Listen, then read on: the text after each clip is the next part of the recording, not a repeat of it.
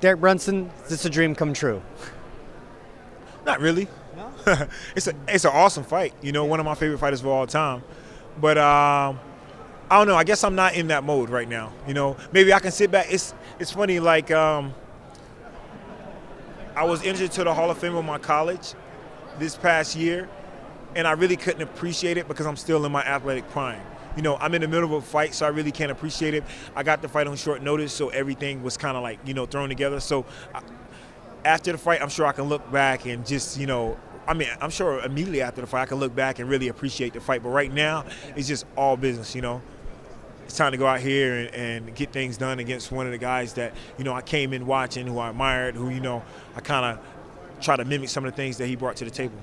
Is that difficult? Because everyone was mimicking Anderson for 10 years. So to see it and be like, all right, even if I do as good as I can with what I learned, it's still against the guy who invented it. So is that a difficult thing to think about? Not really difficult, you know. I know, you know, what I'm great at, and I understand what he's great at. You know, he's a Muay Thai, Jiu-Jitsu fighter. I'm a wrestler, you know, kickboxer, you know, a lot of power in my hands. So I can go out there and crack guys. You know, he looked to come out there and take his time, be patient, be methodical, pick guys apart. So I understand what he's good at and what I'm good at, and try to, you know, just add those things to my fighting style. Now, is it harder for you to get training? Because now you're helping up these guys up and coming. So are you getting the attention you need? And is it also difficult because, I mean, you're the biggest name to them. So are they trying to take your head off even though they're your teammates kind of?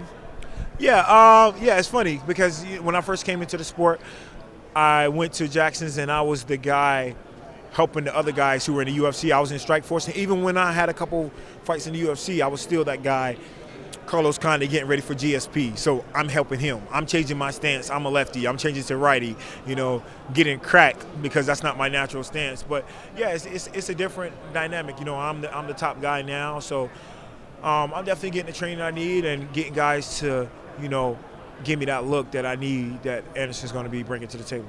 And you look at his past fights, it's been pressure wrestlers who have done really, really well against him. Wrestling is a thing that people who don't fight don't understand because they're not used to that person grinding them.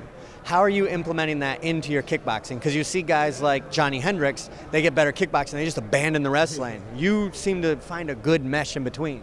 Yeah, definitely getting back to that. I guess cause somebody could say I pretty much abandoned my last 6 fights because I've been knocking guys out in the first round. So I still understand that that's there. I just got to set up, and whatever I see, then take it, and, you know, the wrestling's still in the bag, and I still got the knockout power. So just looking to get it done. Thank you so much, Derek.